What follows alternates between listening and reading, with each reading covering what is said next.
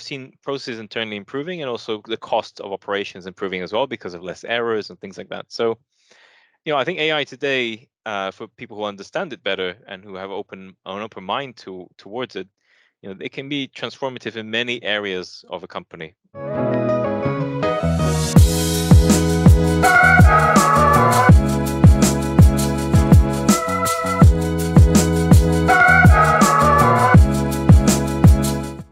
So AI is not a new thing. It's been around for 50 years or so. But over time, it's gotten easier for companies to use it. And I think over time as well, the applications of AI have become more applicable to many different types of industries and also different departments within companies. So what I see is a transformation that's taking shape because of the ease of use of AI, how easy it is to employ people. And then naturally, use cases build on each other. They drive imagination, and then people copy other people, essentially. So I've seen companies transform in ways such as generating new revenue streams. So new services that they've never had before, now powered by AI, a new thing that they can offer to clients and charge for. So that's a transformation in how companies generate revenue, essentially. I've seen AI change in the way the company culture also looks and feels as well. So, if you don't have AI or technology as front and center as your company's DNA, then, that doesn't do a lot of things. But over time, as companies realize the power of AI, they've started embedding that into their top priorities. So priorities at board level, priorities as a company objective-wide release as well. So I've seen transformations from a cultural point of view. I've also seen transformations in terms of, employee satisfaction, client experience. So clients getting better services, better experiences, more personalized experiences because of AI and, AI suggestions and things like that. And then I've seen employees also, not having to crunch enormous numbers, not having to do analytics on data sets that no human can remember. So just augmenting their day-to-day work, so they have to do less repetitive, volumetric type tasks. And I think overall, in terms of savings as well, a lot of companies have used AI to make processes more efficient. So for instance, in banks, I've seen a lot of companies using AI to prevent fraud. So for instance, for payments, so if a payment comes in an abnormal amount to previous payments, the AI can pick up on that, and any kind of, abnormal patterns being used. So I've seen processes internally improving, and also the cost of operations improving as well because of less errors and things like that. So, I think AI today, for people who understand it better and who have an open mind towards it, it can be transformative in many areas of a company. So again, from culture, client experience, new revenue streams, and also, making sure that the company saves money as well. So yeah, very transformative, I would say, but it needs to be just like any other tool. If you give a spanner to a mechanic or to somebody who has no clue what they're doing, the mechanic is going to be able to do a lot better job at it. So, all of that is possible, but making sure that you have the right people and the right support behind it, AI can be very transformative.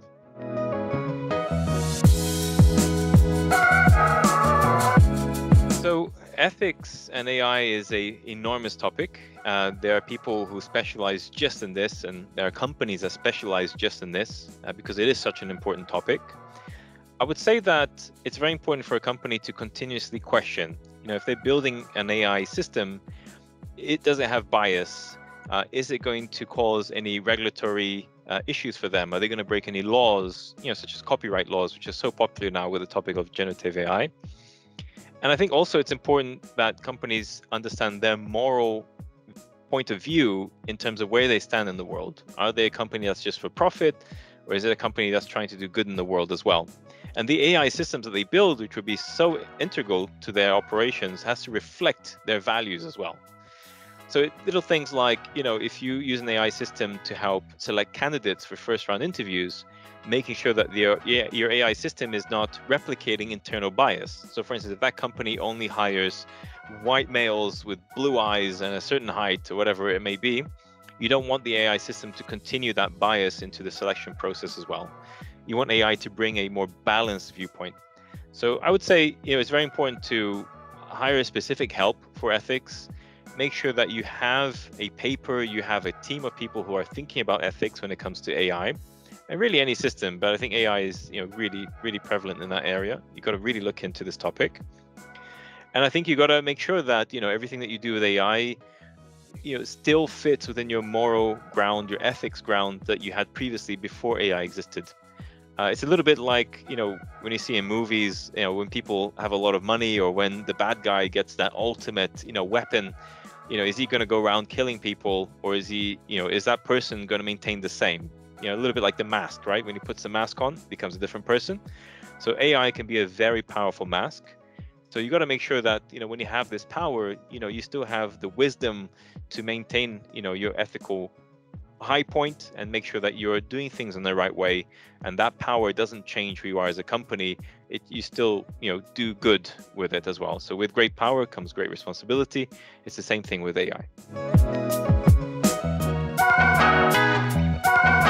Integrating AI into your daily operations is really about culture. It's about planning. It's about governance. Every AI team, every implementation of a new technology, especially as powerful as AI, needs to have a strategy behind it. You can't just start using it and then going crazy and then pay huge bills. You've got to, again, work from an opportunity point of view, involve everyone, make sure that you're starting to build the culture up from understanding of AI, and then take that into a structured point of view where there's a team of people that play with it, show others the art of the possible, and then a select group of people who understand the company really well are the ones who decide if those ideas should be scaled or not. So I think it's, there are very clear steps in terms of structure, governance, strategy. All of these come into play when trying to implement AI into operations. And that's the heart of the machine of any company.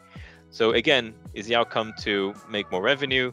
Is it to provide better experience for customers? Is it to save costs in the company? That strategy has to be well defined ahead of time.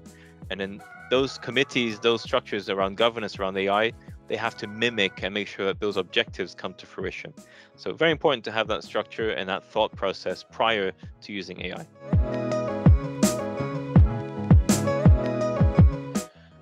So I pride myself on being, I hope, the world's most practical speaker. So I have been doing this for nearly 20 years. I've ran some of the world's largest AI programs and transformation programs in banks, healthcare companies, insurance companies. So I really understand this topic really well. And what I want out of every speech is, as soon as my speech finishes and the person leaves the room, they leave with a very clear set of guidelines and steps that they could follow as soon as they leave the door. It's something they can talk to their boss about, something that they could implement themselves. So I always leave very pragmatic next steps, every speech that I have. I think I've never seen another speaker do that. Again, it's about bringing value, right? So I'm not here as a speaker to inspire you to the point where I tell you a fantastic story, you tell your grandchildren. Hopefully that's one of the aims as well. But my ultimate aim is, what can you do as soon as you leave the room? How can I provide value to you so that half an hour or that hour that you watch me speak was worth at least tens of thousands of hours in terms of help that you would have had to get from somewhere else, or knowledge you would have had to get from somewhere else as well. So it's all about value for me. As soon as you leave that room, you have very clear steps on what to do next. And that's what I think I achieve in every speech. And that's the kind of feedback that I get as well. So I'll continue doing that until I can't speak anymore.